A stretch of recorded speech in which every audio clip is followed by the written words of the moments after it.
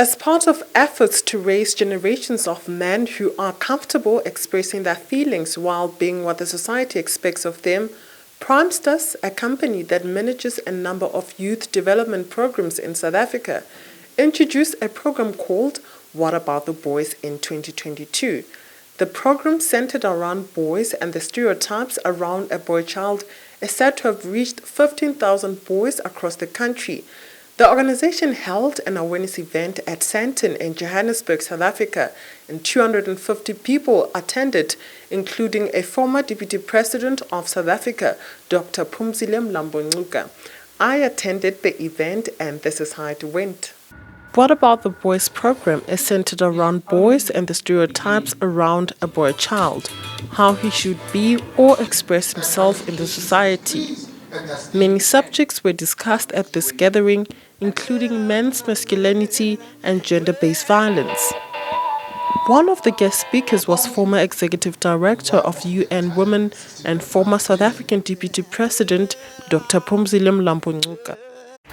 Before starting his speech, Dr. Mlambo-Ngcuka gave each and every one of us a task. If you know a boy who looks like he has given up, it's your responsibility to find out about him and to push him, because in that boy may be a problem that just need you to solve.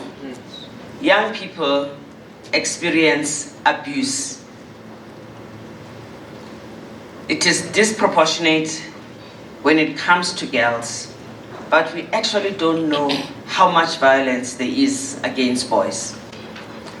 I looked at violence against boys in sports coming from the International Olympics Committee.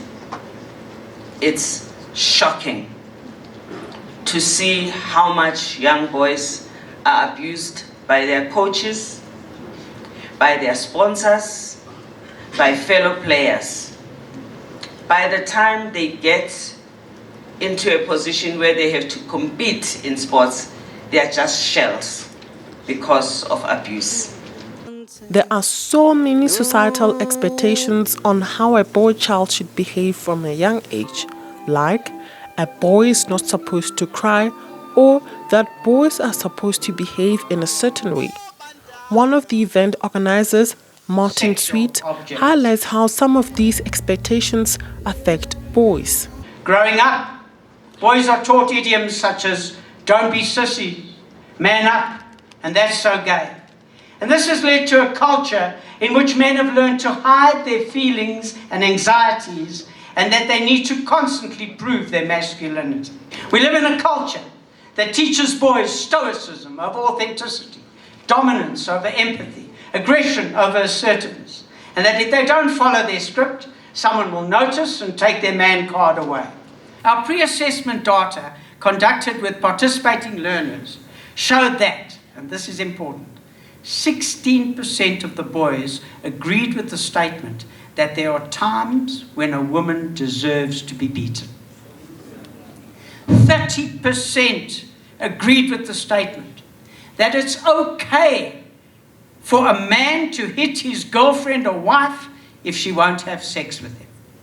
Blessing Rampedi is a grade 12 learner and is part of the What About the Boys program. Me as a boy child and who had undergone this program, what I've taken out is that we as boy children, there is a necessity for us to cry and take out our emotions and pour them out because of we are people also, and we also have emotions, and those emotions are about to be heard by people, and keeping those emotions in, it doesn't necessarily help us, but it's just a way to basically shy away from the problems that we are facing as boy children.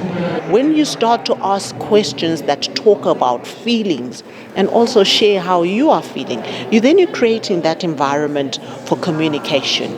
And once the environment for communication is created, then you are on your way to being able to create a home, a school, a place where boys are feeling nurtured and are able to feel safe enough to talk about their feelings or whatever it is they're going through.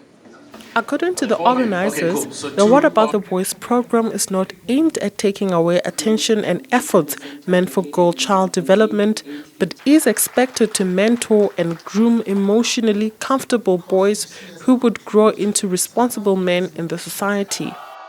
From Johannesburg, South Africa, Raphael Masala, Bronama TV.